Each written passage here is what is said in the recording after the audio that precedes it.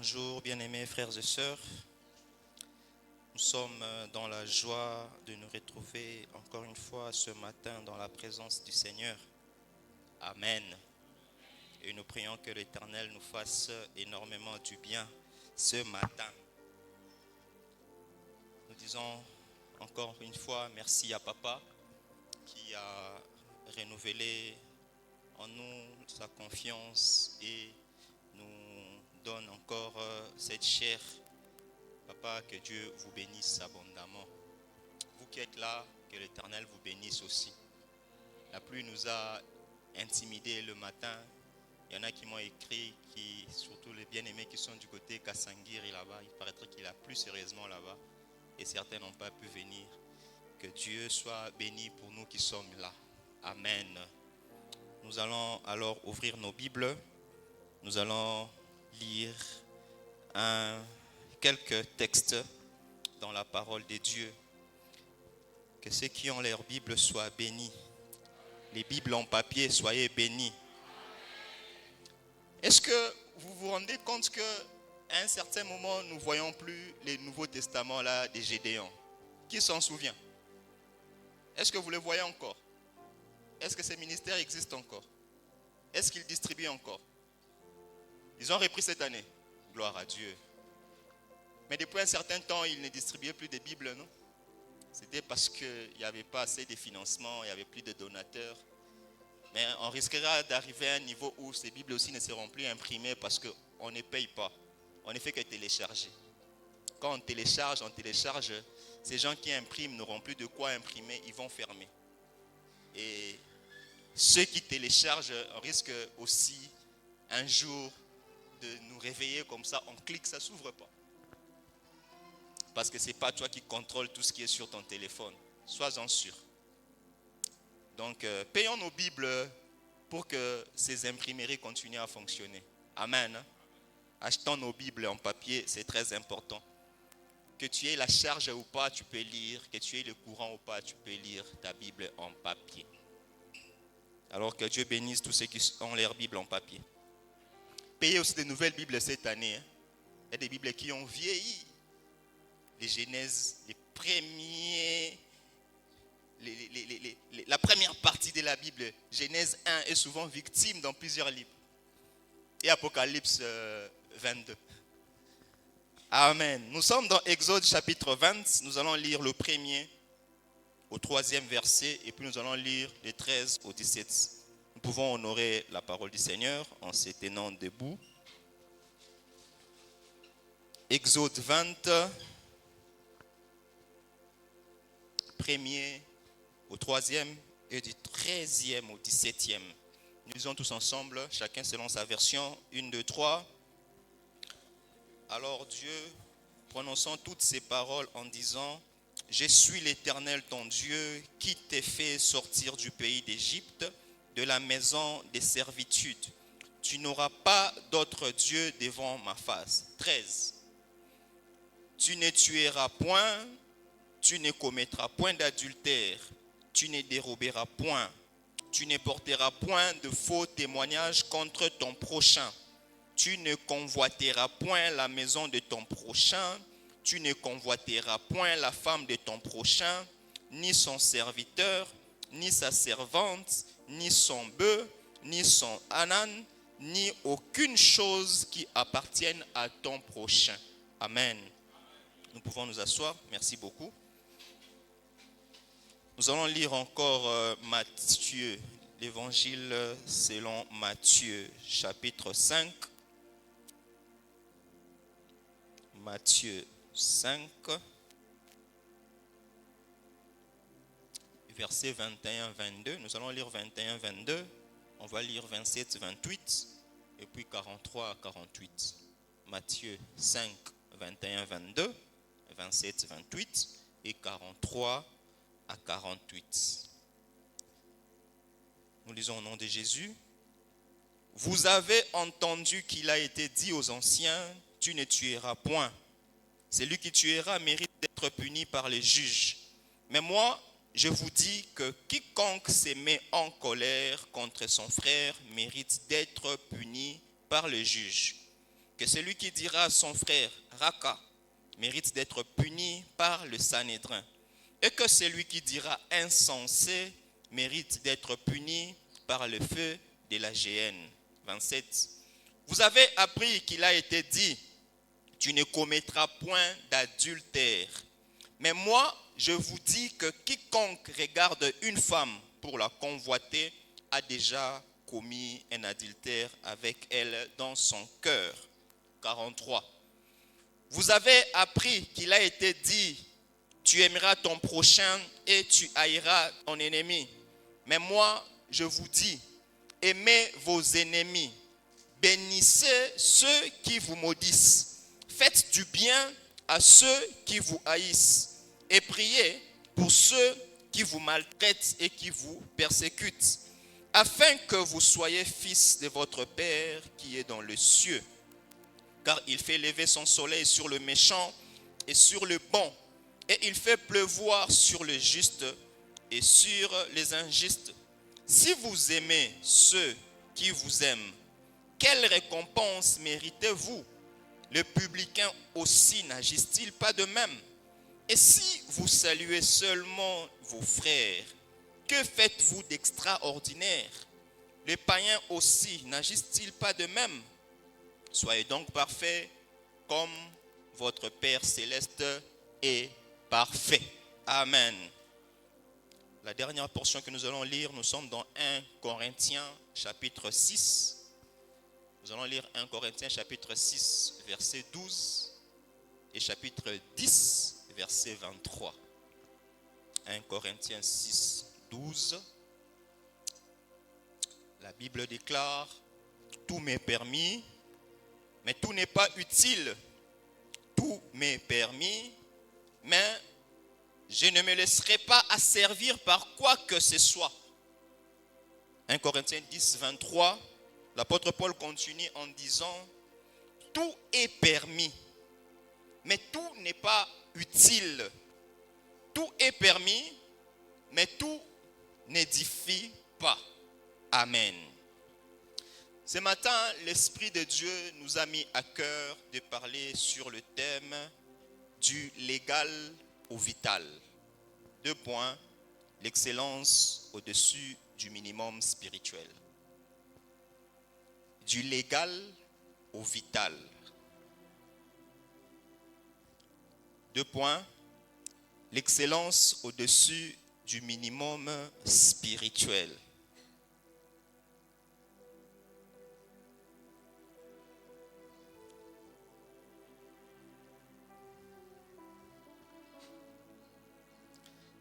Il y a 2 semaines passées, papa nous a parlé de veau d'or comme un fondement renversé, où il nous a bénis par ces messages qui étaient en train de nous interpeller, toujours dans le cadre de notre thème de l'année, s'aimer l'excellence pour relever les fondements renversés.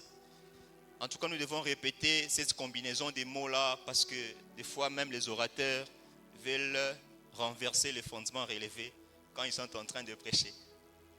Alléluia.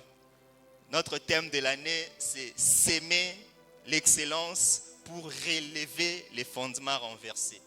Et non s'aimer l'excellence pour renverser les fondements relevés. Amen. Et nous avons été bénis, on nous a montré combien l'idolâtrie était quelque chose que Dieu est et que nous devons avoir notre regard, notre adoration sur Dieu et que pour Dieu et Dieu seul.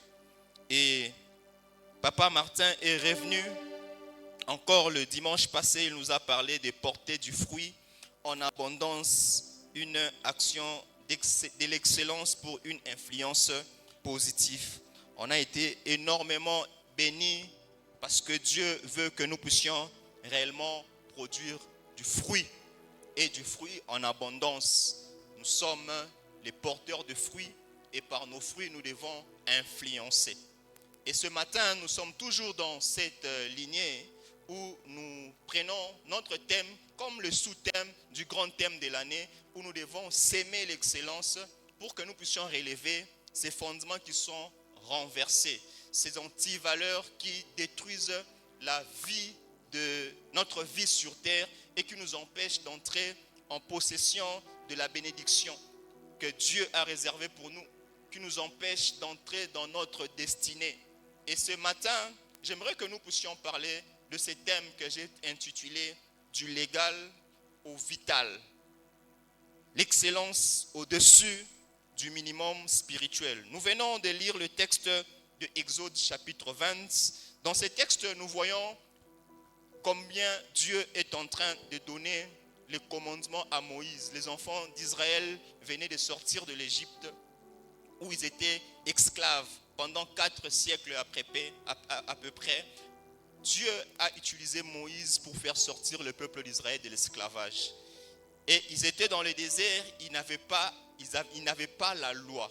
Et il fallait qu'il y ait des instructions, il fallait que Dieu puisse leur dire comment ils devraient vivre. Et Dieu a fait appel à Moïse à la montagne et là il a donné les commandements. Et Moïse, quand il est descendu, il a donné le commandement au peuple de Dieu.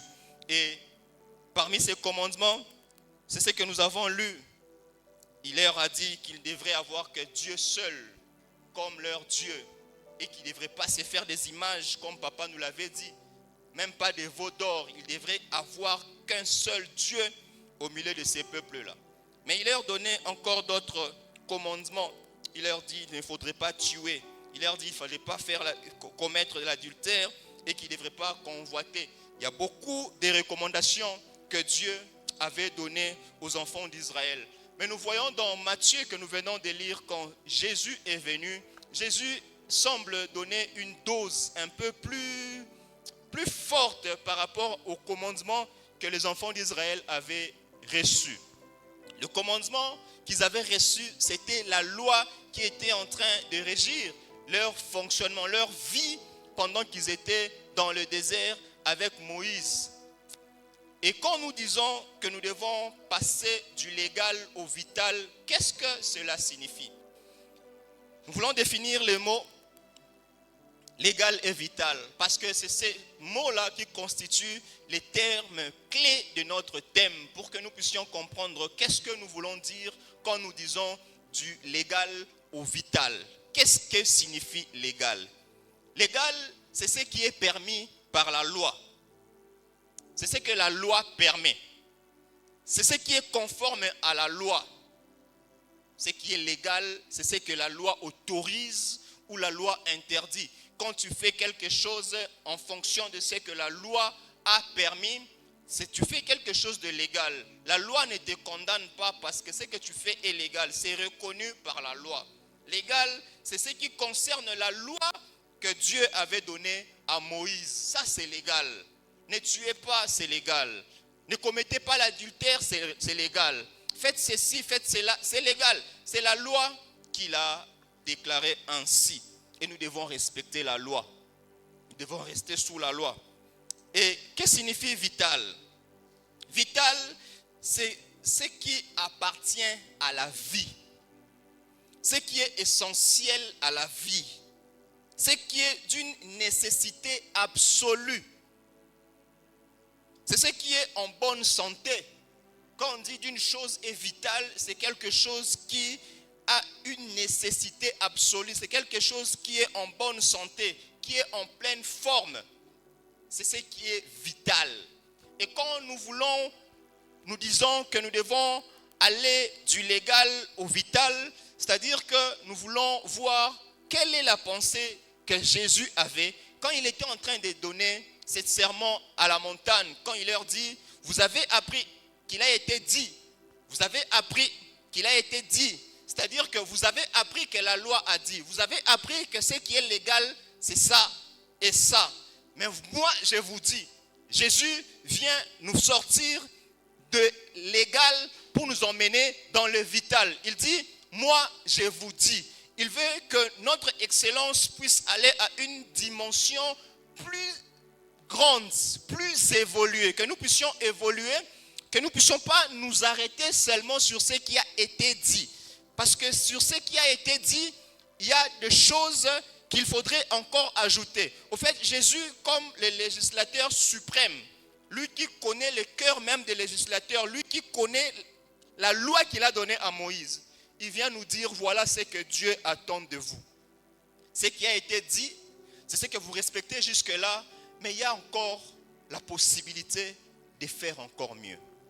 N'est-ce pas, l'excellence nous emmène à aller de mieux en mieux, de l'égal au vital.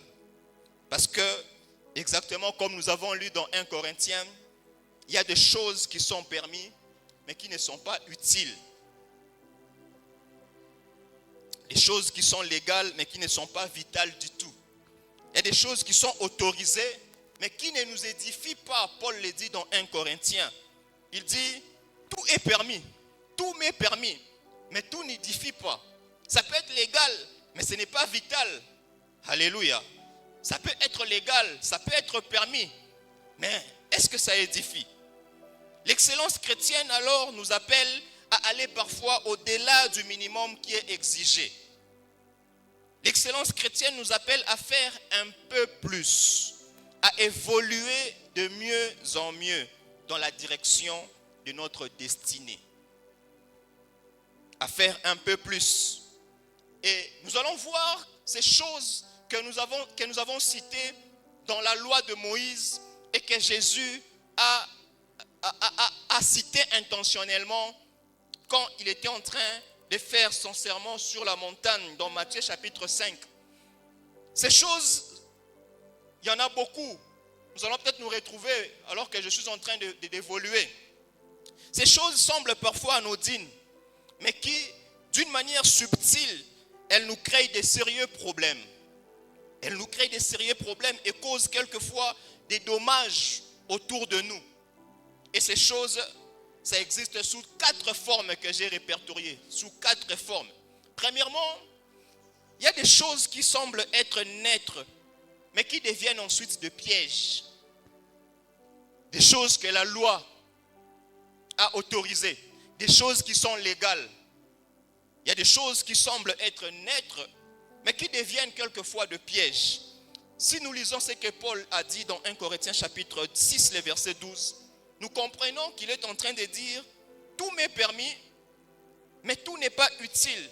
Il dit, tout m'est permis, mais je ne me laisserai pas asservir par quoi que ce soit. Je ne me laisserai pas asservir par quoi que ce soit. Il se rend compte que parmi les choses qui sont permises, il y a des choses qui peuvent nous asservir. Il y a des choses qui peuvent commencer à nous commander, qui peuvent nous retenir comme des esclaves. C'est bien, c'est permis, c'est autorisé, mais on risque d'être asservi par ces choses. Et donc, ça semble être bon, mais après, ces choses deviennent pour nous comme des pièges. Comme des pièges.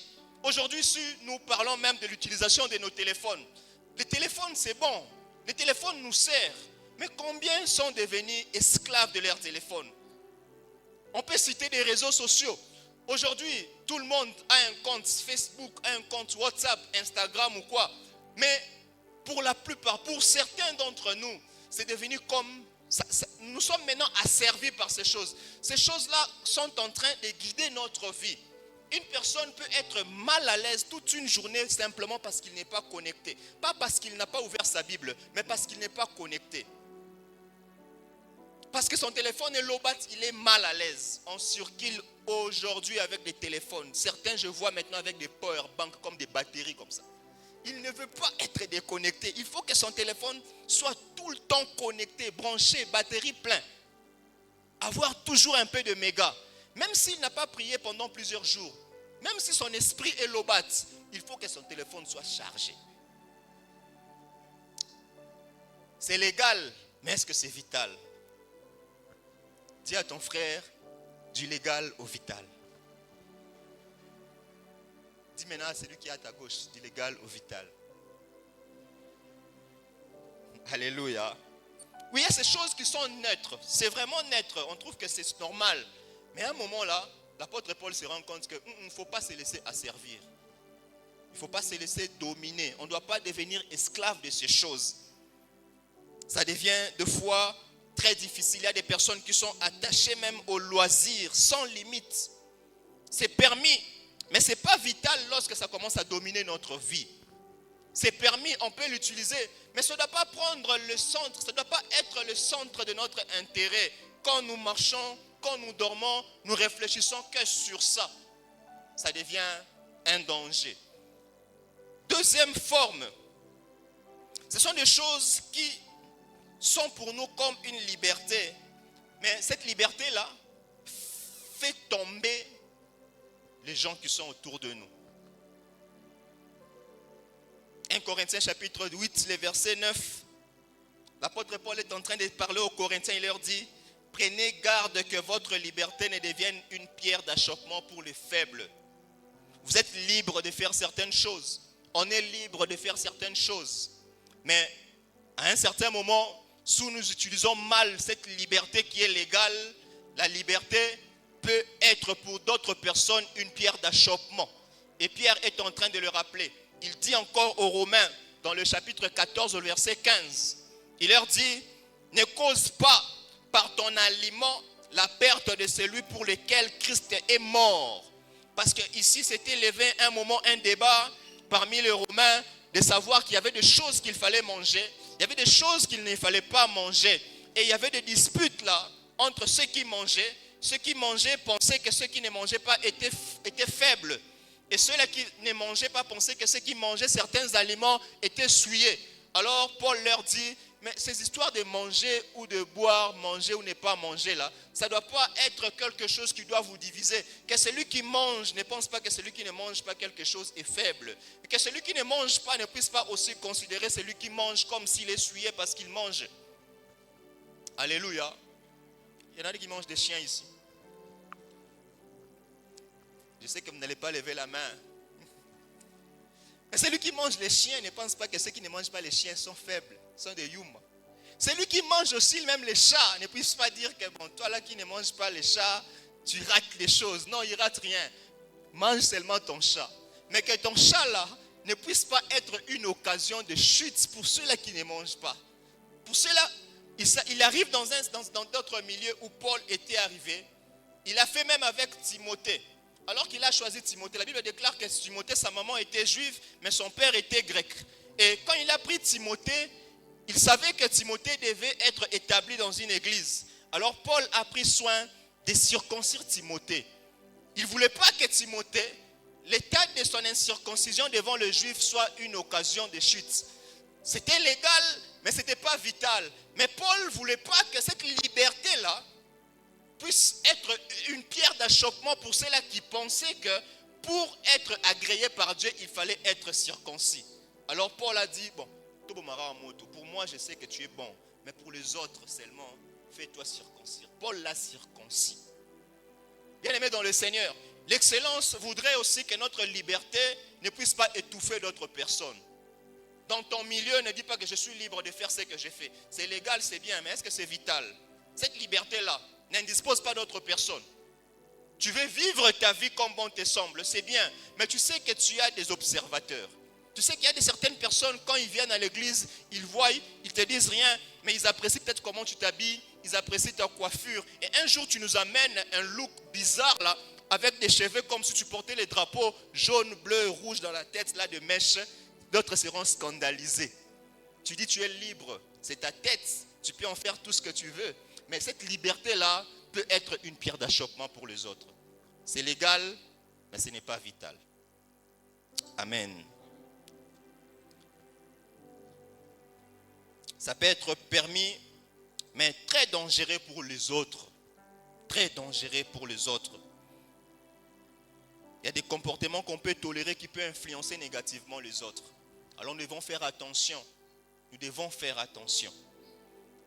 Troisième forme, ce sont ces choses qui sont bonnes en soi, mais qui sont hors de leur priorité. C'est bon, mais est-ce que c'est prioritaire?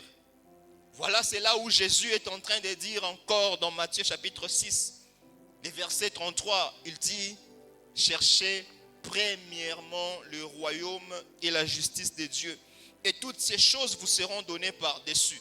De quelle chose Jésus est en train de parler? Il parle de la nourriture Il dit, ne vous inquiétez pas de ce que vous allez manger, de ce que vous allez boire, de ce dont vous allez vous vêtir. Ne vous inquiétez pas de ça. Ces choses-là, ce sont les païens qui s'occupent de ça. C'est eux qui s'inquiètent pour ça. Mais vous, votre priorité, cherchez premièrement le royaume. Est-ce que manger, c'est mal? Non. Est-ce que boire, c'est mal? Non. Est-ce que se vêtir, c'est mal? Jésus ne dit pas ça. C'est légal. Mais à un certain moment, ça ne doit pas être la priorité. Ça ne doit pas être notre priorité. Ça ne doit pas être notre quête de tout le jour. Vouloir manger. Vouloir manger. Même quand on déclare le jeûne à l'église, toi là, c'est manger d'abord. Manger, manger. Dans ta tête là, quand tu vis, tu es en train de réfléchir qu'est-ce que nous allons manger, qu'est-ce que nous allons boire, comment je vais m'habiller. Si c'est ça seulement qui commence à prendre la place dans ton cœur, ça devient difficile. Ça devient ton veau d'or. Ça devient ton veau d'or. Jésus dit, cherchez premièrement le royaume. Que ces choses-là, bien que c'est important, mais que ça ne passe pas en priorité. Que ça ne doit pas passer en priorité. Il est en train de reprocher à Marthe, dans Luc chapitre 10, les versets 41 et verset 42. Jésus était venu chez elle, pendant qu'ils étaient en train de parler avec Marie. Marthe était à la cuisine en train de préparer, en train d'apprêter la nourriture. Et elle se rend compte qu'elle est seule. Il y avait sûrement beaucoup de choses à faire, il y avait beaucoup de choses à préparer sûrement parce que Jésus ne se promenait pas seul. Il y avait sûrement une délégation avec Jésus. Alors Marthe s'est retrouvée qu'elle avait beaucoup de choses à faire. Et elle a commencé à se plaindre. Elle dit à Jésus, Maître, tu vois pas, tu t'inquiètes pas du fait que je suis en train de travailler seul ici. Et ma soeur est avec toi. Est-ce qu'elle ne peut pas venir m'aider? Écoutez la réponse de Jésus. Jésus lui dit, Marthe, Marthe, tu t'inquiètes et tu t'agites pour beaucoup de choses. Une seule chose est nécessaire. Marie a choisi la bonne part qui ne lui sera point ôtée. La bonne part. Est-ce que préparer pour le Seigneur c'est mal? Est-ce que rendre le service c'est mal? Est-ce que travailler dans un département c'est mal? Est-ce que servir c'est mal? Ce n'est pas mal, c'est légal. Mais est-ce que c'est vital? C'est la question que Jésus se pose. C'est le rappel qu'il est en train de faire à Marthe. Il lui dit, tu t'inquiètes et tu t'agites pour beaucoup de choses. Celle-ci, elle a choisi même la bonne part. C'est ce que tu fais là. Mais servir, c'est bien. Mais écoutez mon instruction. Obéir à la parole, c'est ce qui est vital. Nous qui sommes ici ouvriers, nous qui sommes là aux répétitions, aux réunions, nous qui servons le Seigneur avec zèle et tremblement, nous qui sommes là toujours en train de répondre au rendez-vous, c'est bien, mais est-ce que notre cœur est donné à Jésus? Est-ce que quand il regarde comment est-ce que nous sommes en train de nous agiter dans le service, comme Marthe était en train de le faire ces jours-là, il était en train de s'agiter dans le service. C'est un peu comme les mamans nous disaient quand on était en train de grandir, quand elle veut que tu puisses l'aider dans la cuisine alors que tu as beaucoup de choses, tu veux jouer toi aussi. Elle te dit, va jouer au reliage. C'est-à-dire que tu vas jouer à un moment, tu auras faim. Et quand tu reviendras, comme tu n'as pas aidé à la cuisine, moi je te dirai, va maintenant manger les jeux. C'est comme Marthe pouvait dire, Marie, toi tu parles là-bas, au collier à parole. Parce qu'à un moment tu auras faim. Au lieu de venir m'aider pour préparer ici, toi tu es là-bas en train d'écouter Jésus. Jésus lui dit, fais attention. Tu t'agites, toi là tu t'agites pour rien. Je peux sortir ici sans manger, ça ne va rien me faire. Mais celle-ci, elle a choisi la bonne part. Est-ce que quand nous servons Jésus, nous choisissons la bonne part? Est-ce que nous servons Jésus dans le légal ou bien dans le vital?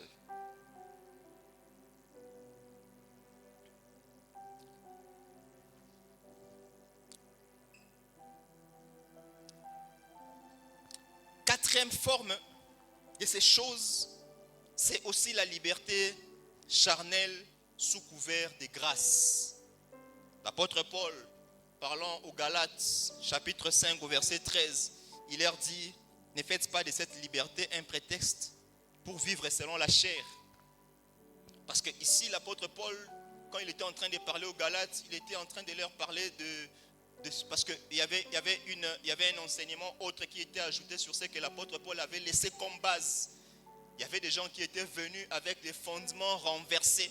et l'apôtre Paul emmenait l'excellence pour élever ces fondements-là. Il leur disait qu'ils n'étaient plus sous la loi, qu'ils étaient sous la grâce. Mais il leur rappelle, il leur dit, mais cette grâce-là ne doit pas vous demander à vivre maintenant dans le péché. Ce n'est pas parce que la grâce abonde que le péché doit aussi abonder. Ce n'est pas parce que vous êtes dans la liberté que vous devez maintenant pécher, que vous êtes libre maintenant de pécher. Ce n'est pas parce que nous sommes sous la grâce. Parce qu'aujourd'hui, beaucoup nous disent, ils justifient même leur péché, leur vie de péché, sous prétexte que nous sommes maintenant sous la grâce. Nous bénéficions de la grâce de Dieu. Il y en a qui disent même, Nzamba kala, Nzamba kala, zalaka kanda osali sumwe moto ezikisio. Heureusement Nzamba bolingo. Il est toujours le Dieu d'amour. Ce n'est pas parce qu'il y a la grâce que nous devons pécher. Alléluia.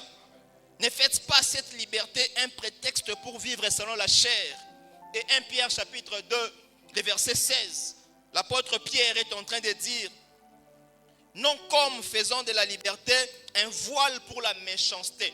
Que la liberté ne soit pas pour nous un voile pour la méchanceté. Ce n'est pas parce que c'est permis que nous devons faire tout. Ce n'est pas parce que c'est permis que nous devons justifier notre péché par la grâce.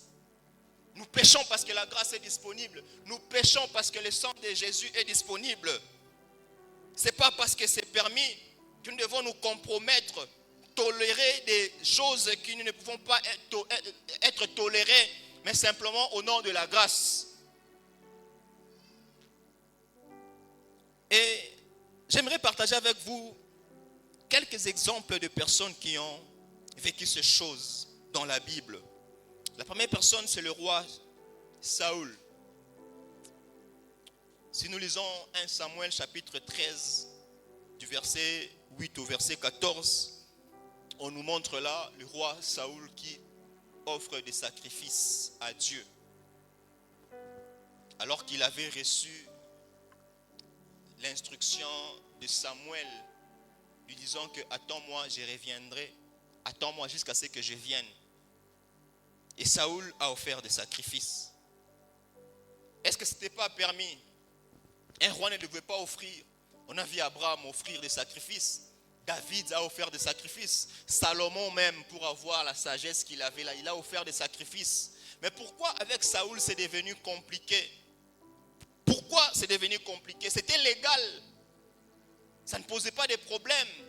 Mais pourquoi avec Saül ça posait des problèmes? On se rend compte que cela n'était pas utile ni vital pour Saül de le faire en ces moments-là. Parce qu'il a désobéi à l'ordre précis de Dieu. Pour lui, il y avait l'ordre que Samuel avait donné, qu'il devait l'attendre jusqu'à ce qu'il devait revenir. Mais il a désobéi à cette loi-là, à cette instruction-là. Et ça créait des problèmes. Bien-aimés dans le Seigneur, l'excellence doit nous amener à se poser aussi des questions sur certaines choses qui sont autorisées. Mais pour que nous puissions dépasser positivement les limites de ce qui est permis, nous devons nous poser certaines questions.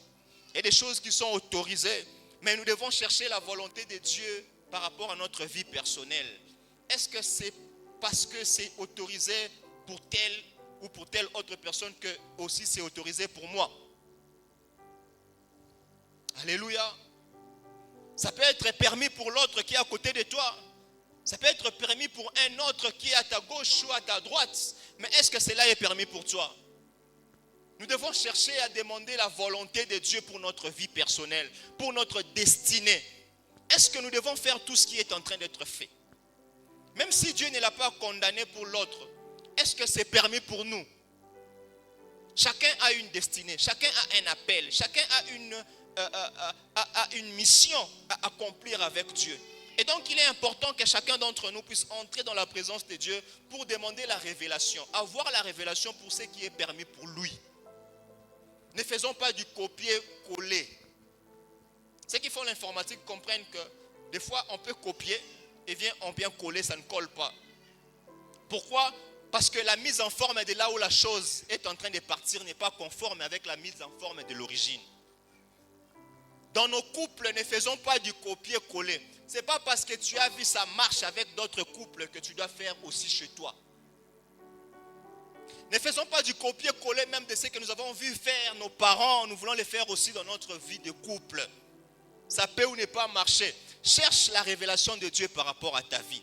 Cherche la volonté de Dieu par rapport à ta vie. Dans l'exercice de notre ministère, on ne doit pas faire du copier-coller. Tu as vu comment est-ce qu'un homme de Dieu est en train de prêcher, comment est-ce qu'il est en train de faire le service, et toi tu veux aussi le faire comme ça. Est-ce que c'est ce que Dieu t'a dit? Est-ce que c'est ce que Dieu t'a dit? L'excellence veut que nous cherchions la particularité de la volonté de Dieu pour notre destinée personnelle. Alléluia. Deuxième cas, c'est le cas d'Abraham, notre père de la foi. Abraham a eu pour femme, pour deuxième femme, Agar, la servante de sa femme Sarah. Parce que Abraham était en train d'attendre un enfant selon la promesse que Dieu avait faite. Et Abraham pensait qu'il devait l'avoir par la polygamie. Et cette pratique, culturellement, était permise. Parce que, au fait, on a vu même Jacob.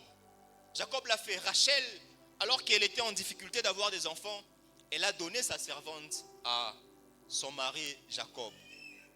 Léa a fait la même chose. Elle a donné sa servante à son mari Jacob. Et ces enfants-là, quand on nous cite les 12 fils de Jacob, on ne dit pas qu'ils étaient des cousins. On ne dit pas que c'était parce que c'était la fille de l'enfant de Léa et l'enfant de Rachel, ils sont des cousins. Ou bien on cite que non, celui-là était le fils de la servante, il n'a pas droit à l'héritage. À la fin, Jacob les a tous bénis. Donc c'était légal. Les 12 enfants, c'était les 12 fils de Jacob. Quelle que soit leur mère, c'était les 12 fils de Jacob. Mais pourquoi, quand c'est arrivé avec Abraham, son grand-père, ça a créé des problèmes? Parce que ça peut être légal, mais ce n'est pas vital. Ce n'est pas dans le plan de Dieu. Ce n'est pas dans le plan de Dieu. Pour Abraham, elle n'était pas vitale pour accomplir la promesse de Dieu. Parce que cela a produit, par contre, des conflits et des souffrances. Jusqu'à aujourd'hui, s'il y a des guerres, s'il y a des problèmes dans le monde, c'est à cause de cette affaire d'Agar. C'était légal, ça pouvait se faire dans le milieu, mais ce n'était pas vital. Ce n'était pas vital. Un excellent n'est pas celui qui se soumet à toutes sortes de traditions, à toutes sortes de coutumes. Nous voyons aujourd'hui dans nos familles, lors des remises des dots, lors de mariages, lors des naissances ou bien lors des décès, il y a des pratiques qui se font dans nos familles. C'est légal sur le plan coutumier, c'est légal par rapport à nos tribus. Mais est-ce que c'est vital? Est-ce que c'est vital?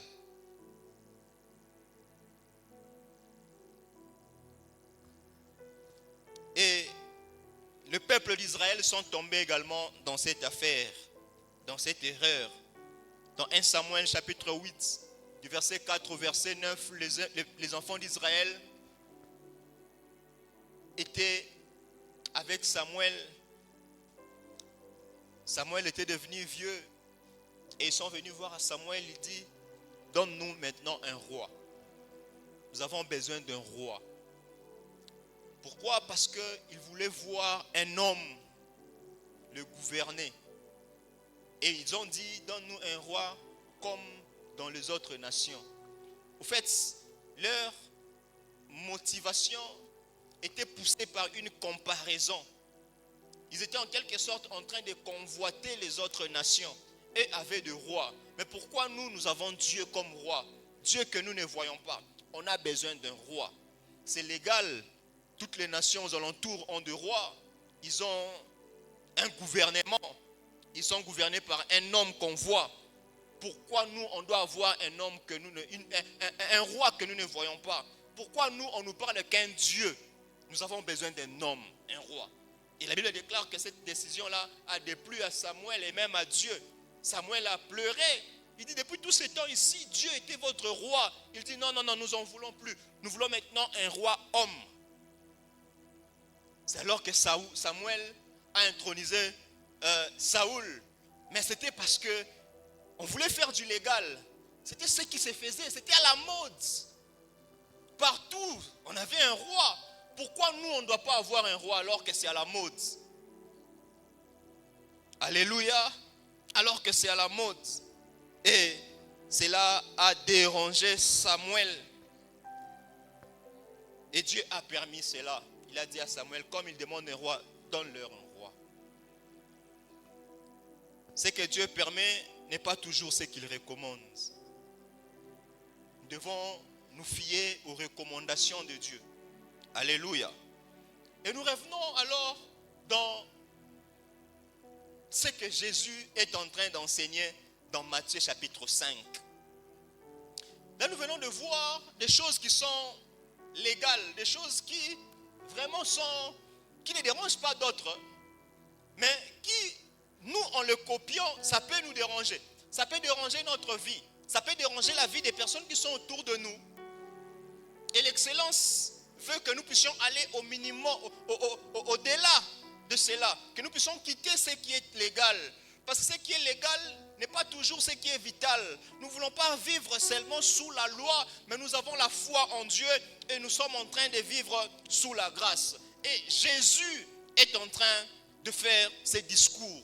À la montagne, il parle aux disciples, mais aussi à la foule. Si nous lisons le premier verset de ce chapitre 5, il est en train de parler à la foule. Il a vu la foule, il est monté sur la montagne. Alors Jésus commence à parler. Il commence d'abord à parler de ses serments. Il parle de tout ce que nous connaissons. Heureux les pauvres en esprit, heureux ceci, heureux cela, heureux cela. Et à la fin, il commence à ajouter une dose sur le légal. Il commence à ajouter du vital sur le légal. Il commence à leur dire, vous avez appris qu'il a été dit. Vous avez entendu qu'il a été dit.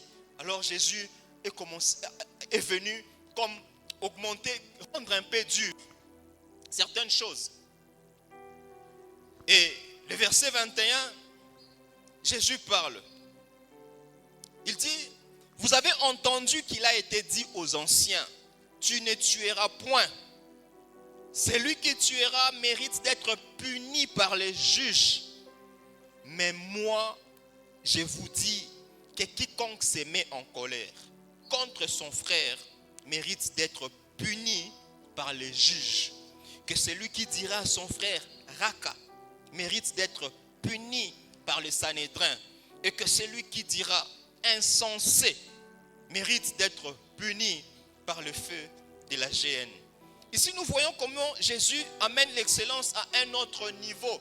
Celui qui se croyait excellent parce qu'il respectait la loi, parce qu'il ne tuait pas seulement. Jésus vient amener l'excellence au-dessus de ces minimums-là spirituels. Il vient emmener ça au-dessus. Ça devient encore un peu plus dur. Alléluia. Ça devient encore un peu plus dur. Il vient nous faire croire et nous faire montrer que l'excellence ne se résume pas sur ce que l'homme fait, mais plus sur ce que l'homme est intérieurement. Alléluia. Ce n'est pas seulement sur ce que tu fais. Ce que tu fais, nous voyons, nous pouvons acclamer, nous pouvons bénir Dieu. Comme papa nous l'a dit, il dit, toutes ces personnes qui ont été choisies pour travailler, ces ouvriers, ces membres de conseil et même ces bergers, ils ont été choisis par présomption. Ce que nous faisons fait croire que nous sommes des bonnes personnes.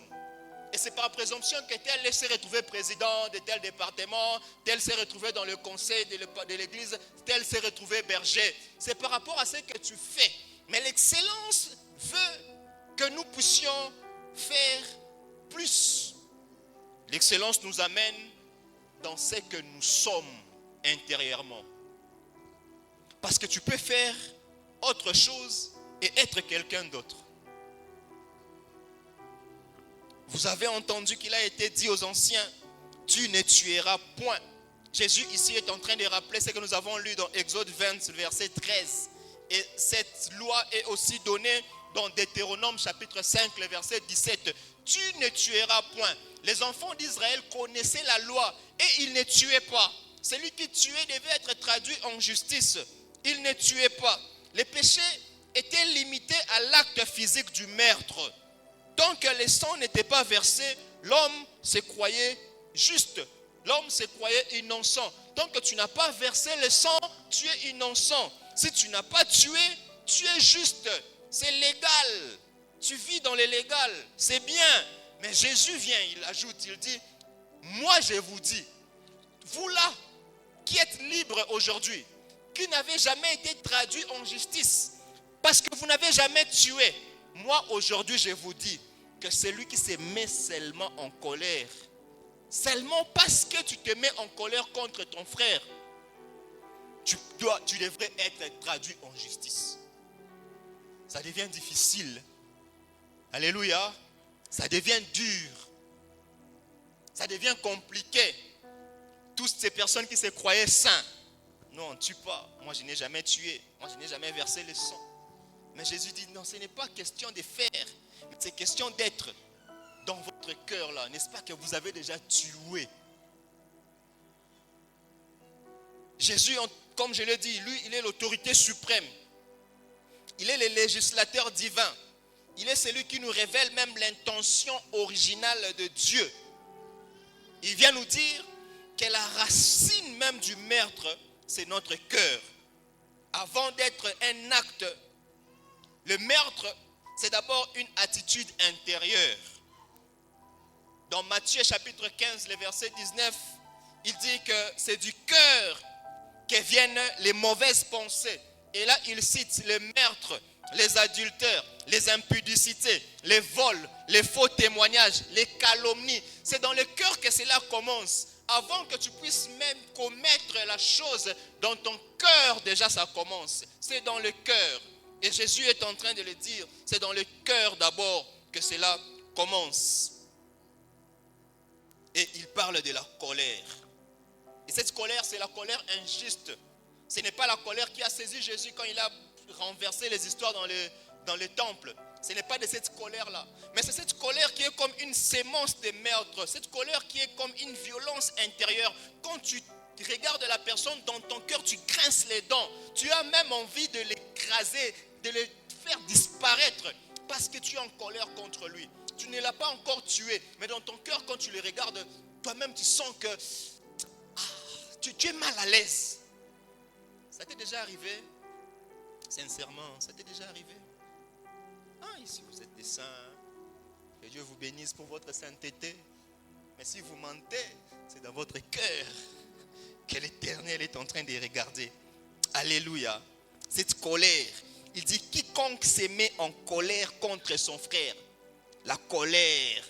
Cette colère qui est nourrie, qui méprise l'autre. Cette colère qui détruit l'autre avant même que tu puisses te manifester. À un moment, tu te dis, moi, quand je suis en colère, je ne me contrôle pas, je ne me maîtrise pas. C'est cette colère-là dont je parle.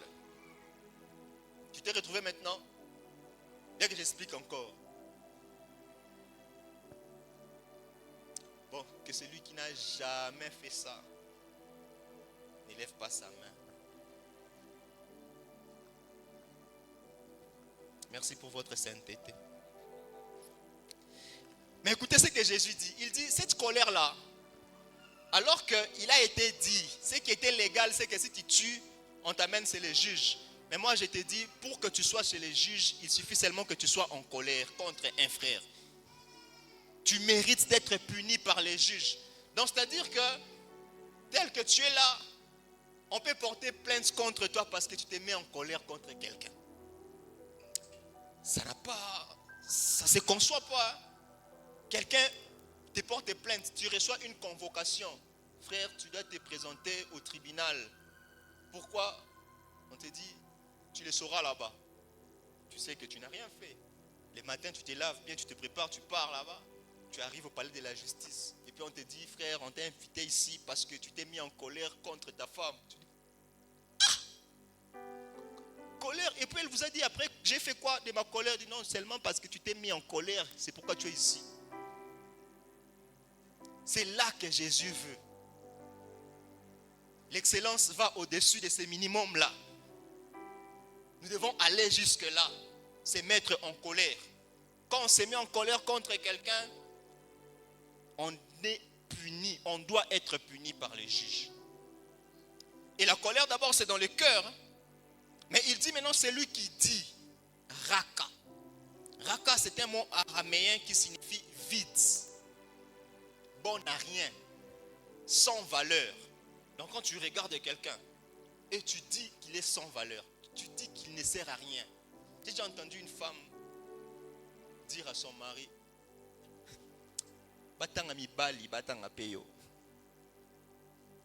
Donc quand il regarde son mari, il dit, bon, quand on voit tous les hommes là, quand on commence à citer, là, on ne citera pas ton nom. Tu es vide.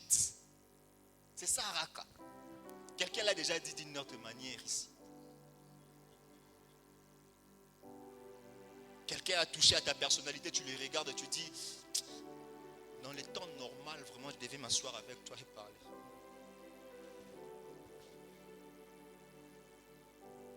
Parce que tu te vois à un certain niveau et que lui, il est vide, en fait. Il est vide. Il n'a pas le droit de t'adresser la parole. Il n'est rien. Tu lui as dit raka. Et il dit, si tu dis à ton frère raka, tu mérites d'être puni par les Sanhédrins. Là, il enlève ça au niveau du tribunal local. Il amène ça au niveau des Sanhédrins. Et quand j'ai vérifié dans la Bible, les Sanhédrins, cette assemblée-là, ça constitue à peu près 71 personnes. Pour que ces gens-là se réunissent pour traiter les cas des raka, c'est 71 personnes mises ensemble dans une assemblée et puis des grandes personnalités. Des scribes, des pharisiens, des grands prêtres, des souverains sacrificateurs. Donc c'est-à-dire que même le gouverneur de la ville, si nous contextualisons la chose aujourd'hui là, c'est qu'on peut réunir les gouvernements. Les députés peuvent se mettre ensemble pour traiter le fait que tu as dit à quelqu'un qu'il est sans valeur. Le fait que tu l'as considéré comme vide.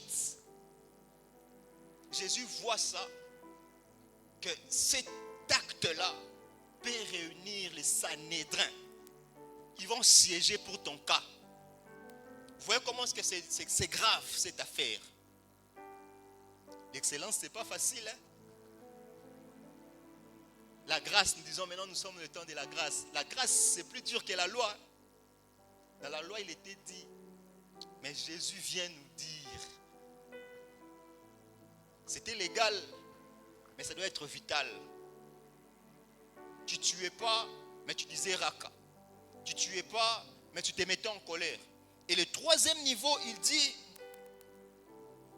quiconque lui dit insensé, c'est-à-dire fou, pervers, irrécupérable devant Dieu.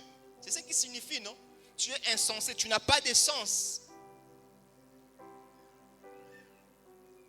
Comme disait quelqu'un, ta tête est au chômage, tout le monde est sans la tête.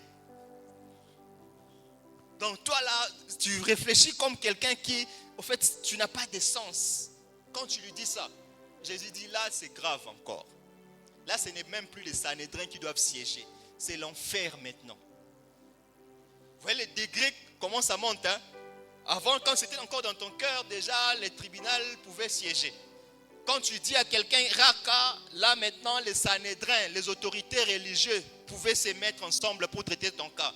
Mais quand tu lui dis insensé, là, on a siégé, on a délibéré, on a décidé que c'est l'enfer qui t'attend. Jusque-là, tu n'as pas tué. Est-ce que vous vous rendez compte que jusque-là, tu n'as pas tué? Ça se passe au niveau de la parole. Ça se passe au niveau de la parole.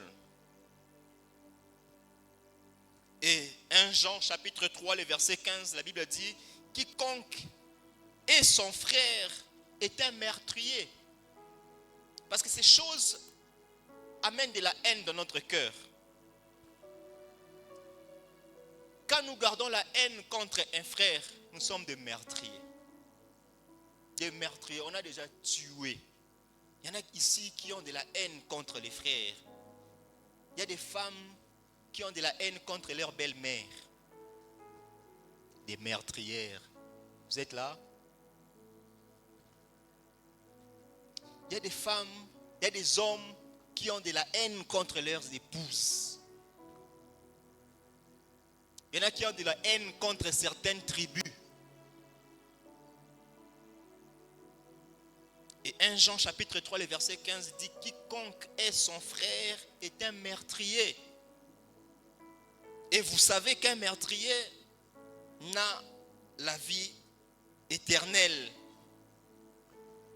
Alléluia. Alléluia. Dis encore du légal au vital. On ne doit pas se limiter seulement dans la loi. On doit aller là où Jésus veut nous emmener. Alléluia. Notre excellence doit aller jusque-là. Jusque-là. Ça doit traiter les choses qui ne sortent même pas, que les gens ne voient pas. Notre excellence doit entrer là-bas, dans notre cœur. Alléluia. Dans notre cœur. Et Jésus continue en disant au verset 27, il dit, vous avez appris qu'il a été dit, tu ne commettras point d'adultère. Mais moi je vous dis que quiconque regarde seulement. Ça devient encore compliqué. Hein? Là-bas on était en colère, on a parlé, maintenant ici on n'a rien dit. Hein? On regarde seulement. Vous avez appris qu'il a été dit, tu ne commettras point d'adultère. Mais moi, je vous dis que quiconque regarde une femme pour la convoiter a déjà commis un adultère avec elle dans son cœur. On comprend ici que Jésus amène l'excellence pas seulement dans les actes mais dans l'être. Pas seulement dans les faits extérieurs mais dans les faits intérieurs. Dans ton coin calme là, dans ta sainteté, dans ton abstinence, dans ta virginité, tu es là calme. Mais quand Jésus te regarde et dit oui. On dit qui est vierge, tu te lèves, on acclame une femme de valeur. Quand Jésus regarde et dit oui. Alléluia. Alléluia. L'excellence doit aller jusque-là. Tu ne commettras point d'adultère. Et ici, Jésus touche le légal, la loi dans Exode 20:14 que nous avons lu. Il touche la loi. Mais il dit, moi je vous dis. C'est-à-dire dans la pensée juive, l'adultère, c'était l'acte sexuel physique avec la femme d'un autre homme. C'était l'acte physique. On pouvait se croire juste tant qu'on n'avait pas posé l'acte. C'est légal. Je n'ai pas touché la femme d'autrui. Je ne suis pas allé vers la femme d'autrui, vers les maris d'autrui. C'est légal. Et pour les juifs, c'est comme ça qu'ils se regardaient. Et ils bombaient la poitrine.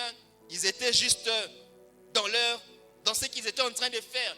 Et Jésus, il dit, moi je vous dis, quiconque regarde une femme, et le mot regarder ici dans le grec signifie plepo, qui veut dire regarder avec instance, avec insistance. Ça signifie regarder intentionnellement, regarder en nourrissant un désir. C'est-à-dire quand tu regardes vraiment en train de regarder.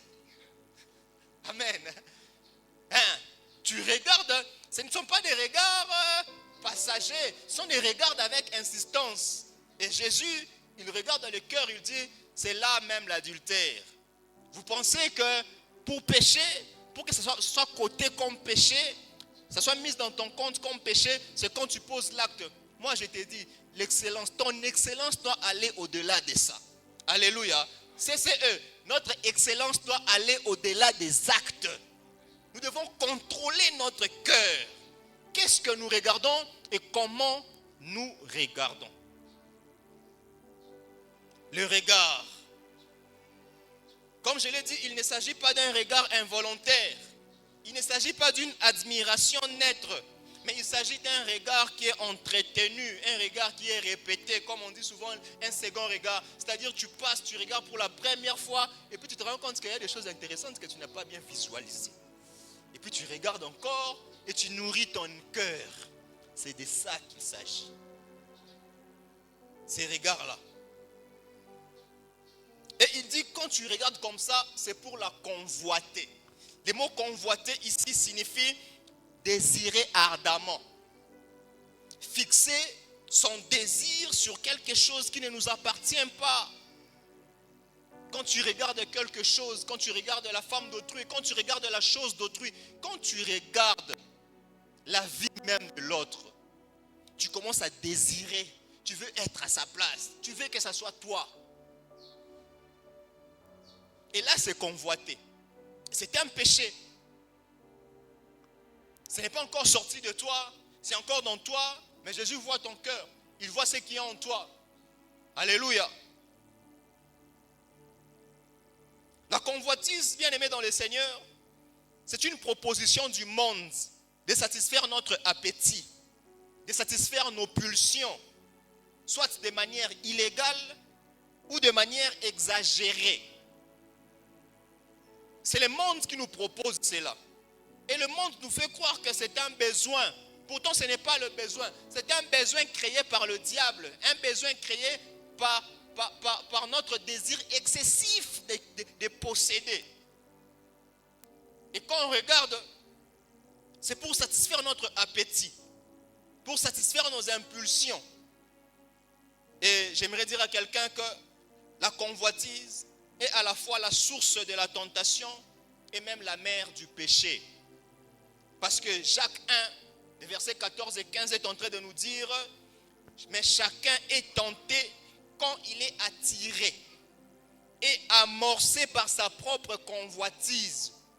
Et puis, la convoitise, lorsqu'elle a conçu, enfante le péché. Et le péché étant consommé, produit la mort. C'est-à-dire que quand tu commences à convoiter, bien aimé, tu es enceinte du péché. Alléluia. Quand tu commences à convoiter la femme d'autrui, le mari d'autrui, la vie d'autrui, tu es enceinte. Il faut avorter. Ce matin, nous devons, vous avez peur de parler, on parle de l'avortement. Bien aimé, il faut avorter la convoitise. Alléluia. Parce que la Bible dit que la convoitise va concevoir le péché. Et quand elle va concevoir, elle va enfanter le péché.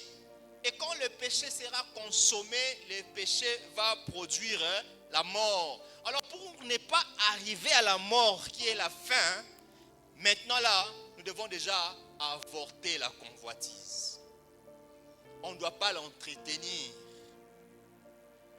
La convoitise est mal. Quand on convoite, on commet déjà l'adultère dans son cœur. Et Jésus, parlant ainsi, il est en train de déplacer trois choses.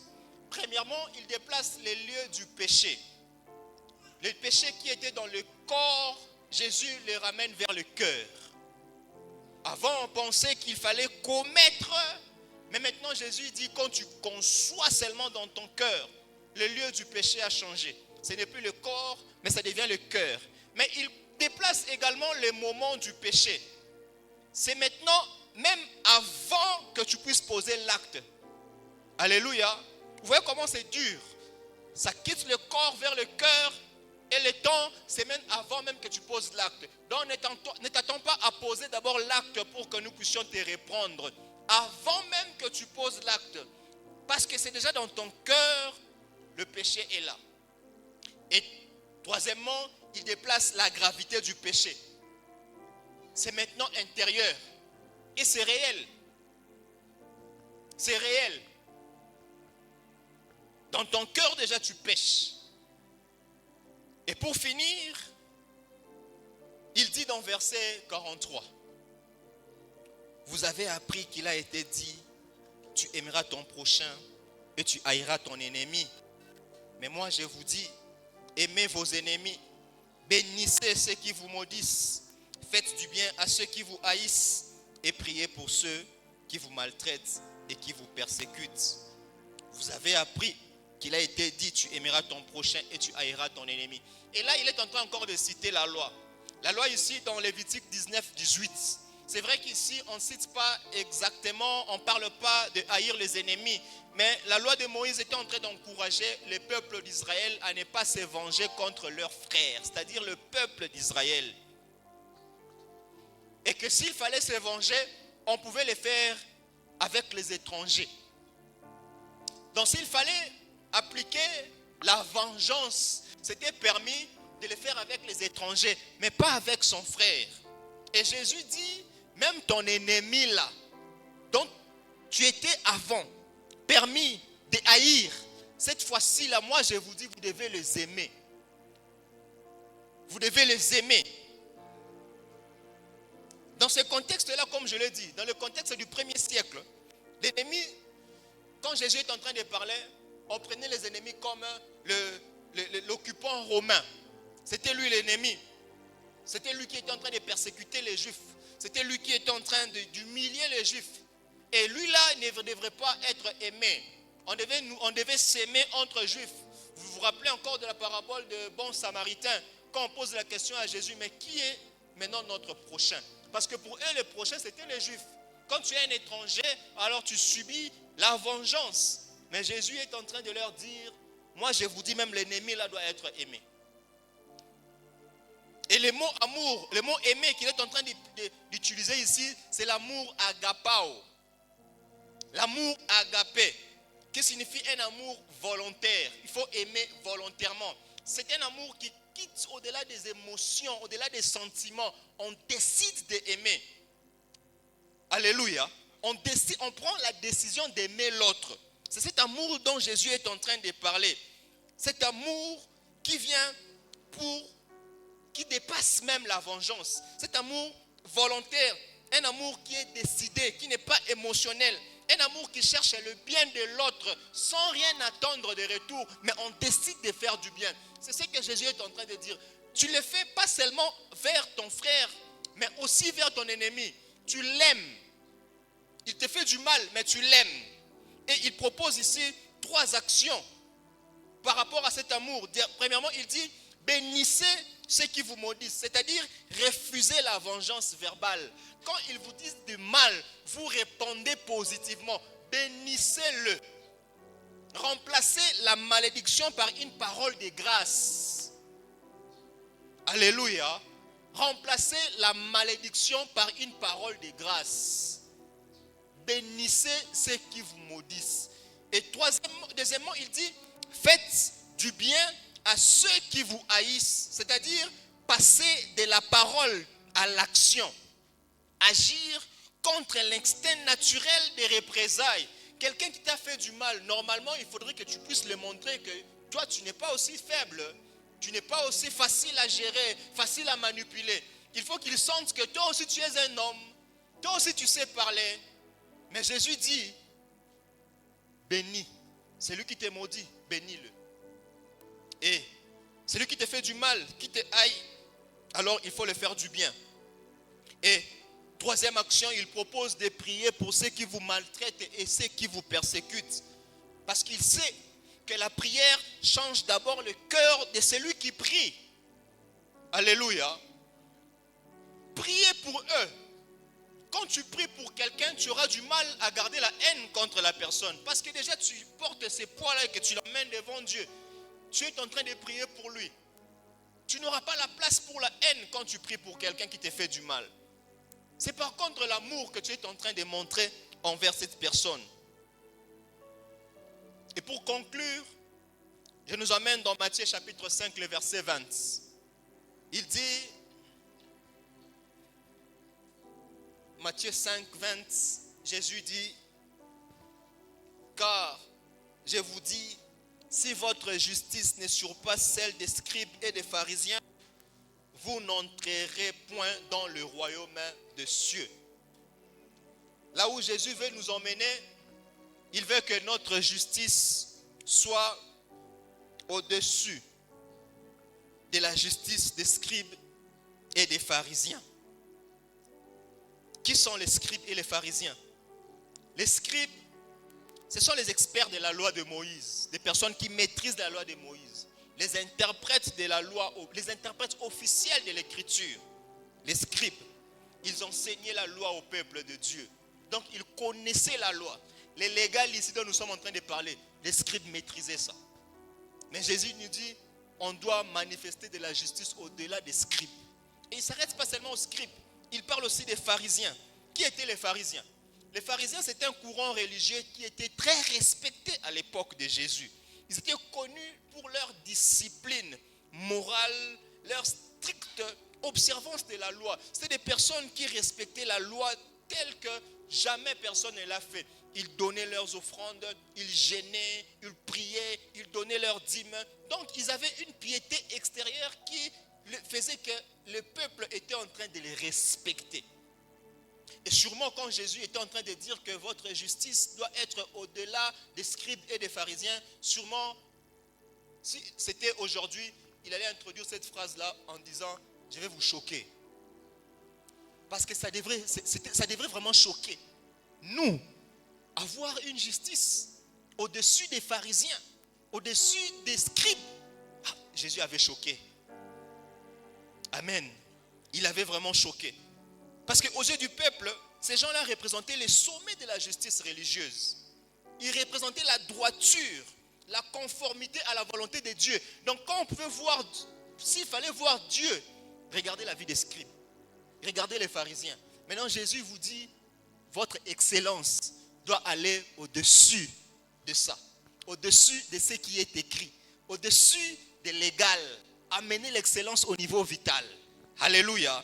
Il dit, vous devez aller là-bas. Une justice axée sur des visibles. C'est ça la justice des pharisiens. Une justice qui était comme seulement une sainteté d'apparence. Avec peu de place pour la miséricorde, peu de place pour l'humilité, peu de place pour l'amour. Mais Jésus ne parle pas seulement d'obéir à des règles, mais il parle d'un état de cœur intérieur, de ce qui est vital. Voilà pourquoi il dit plus tard dans Matthieu 23, 1 à 3, il leur dit, il parle des pharisiens, il dit, alors Jésus parlant à la foule et à ses disciples, il dit, les scribes et les pharisiens sont assis dans la chair de Moïse. C'est-à-dire, ils parlent des choses, ils sont assis dans la loi. Quand ils sont à la chair, ils parlent de la loi. Et il dit au verset 3, faites donc et observez tout ce qu'ils vous disent, mais n'agissez pas selon leurs œuvres, car ils disent et ne font pas. Alléluia. Ils disent et ne font pas. Ils sont à la chair de Moïse. Ils baignent dans la loi. Ils maîtrisent la loi. Ils sont dans le légal, mais ils ne sont pas dans le vital. Ils disent et ils ne font pas. Faites ce qu'ils vous disent, mais ne faites pas ce qu'ils font. Ils les appellent des tombeaux blanchis. Ils veulent paraître l'aspect de sainteté. Ils sont hypocrites. Bien-aimés frères et sœurs, ces choses ne doivent pas nous caractériser. Nous devons être des vrais excellents. Des personnes qui reflètent, qui font comme Jésus, qui sont comme Jésus. Alléluia. On ne doit pas se cacher sous cette carquois de l'excellence, excellence, excellence, excellence, alors qu'à l'intérieur c'est une médiocrité criante. Quand Jésus regarde notre cœur, il a la nausée. Alléluia. On doit être excellent de l'intérieur. On doit être excellent de l'intérieur. La justice que Jésus exige, c'est une justice supérieure, une justice qui conduit à la vie. Alléluia. Il leur dit, vous n'entrerez point dans le royaume des cieux. Parce que la religion ne sauve pas. Ces gens étaient des religieux. L'obéissance extérieure ne suffit pas. Voilà pourquoi dans Romains 3, 20, 22, l'apôtre Paul dit, nul ne sera justifié par les œuvres de la loi, mais par la foi en Jésus-Christ. Personne ne sera justifié par les œuvres de la loi. Et pour finir, je nous propose de lire Philippiens chapitre 3, du verset 4 au verset 9. C'est là que nous allons finir et nous allons prier. Philippiens chapitre 3, le verset 4 au verset 9. C'est l'apôtre Paul qui est en train de parler aux Philippiens. Il leur dit, moi aussi, cependant, j'étais sujet de mettre ma confiance en la chair. Si quelque autre croit pouvoir se confier en la chair, je les puis bien davantage. Au verset 5, il dit, moi, circoncis le 8e jour de la grâce d'Israël, de la tribu de Benjamin, hébreu, né d'hébreu, quant à la loi, pharisien. Il est en train de montrer l'aspect de la loi. Paul est en train de leur dire que si on peut parler du légal là, je ne sais pas quelqu'un qui est plus légaliste que moi. Parce que moi là, je suis d'abord hébreu de père et de mère. J'ai respecté la loi. Il continue en disant, il dit, quant aux ailes, il dit, j'étais persécuteur de l'église. J'étais irréprochable à l'égard de la justice de la loi. Donc ce que la loi dit là, moi je le faisais, la loi ne pouvait pas me reprocher. Dans ce que je faisais là, on disait quand il faut se lever à 5h30 pour la prière matinale. Moi déjà je mettais mon réveil à 4h. J'attendais la prière matinale déjà à 4h connecté. Il fallait être à l'église à 8h. Moi déjà là, derrière le samedi, je passe nuit à l'église. Légal. C'est bon. Jeûner le vendredi. Oh non, moi je commence le jeûne le jeudi. L'apôtre Paul est en train de vanter ses actions. Il dit là, j'étais irréprochable par rapport à la justice de la loi là. Moi là, l'apôtre Paul, j'étais irréprochable. Mais j'aime comment est-ce qu'il clôture. Il dit au verset 7, mais ces choses qui étaient pour moi des gains, je les regarde comme une perte. À cause de qui? À cause de Christ. Il dit, j'amène mon excellence au-dessus du minimum spirituel. J'amène mon excellence au-dessus du légal. Il y a la vie. Christ est la vie. Alléluia. Je ne peux pas rester sur ce qui est écrit par rapport à la loi, parce que j'ai bâti les records. Je suis irréprochable. Mais quand je regarde ces choses maintenant, à cause de Christ, je regarde ça comme une perte. Il continue en disant, au verset 8, et même, je regarde toutes ces choses comme une perte à cause de quoi? À cause de l'excellence de la connaissance de Jésus-Christ mon Seigneur, pour lequel j'ai renoncé à tout et je les garde comme de la boue, afin de gagner Christ et d'être trouvé en lui, non avec ma justice, celle qui vient de la loi, mais avec celle qui s'obtient par la foi en Christ, la justice qui vient de Dieu par la foi. Amen. La justice qui vient de Dieu par la foi.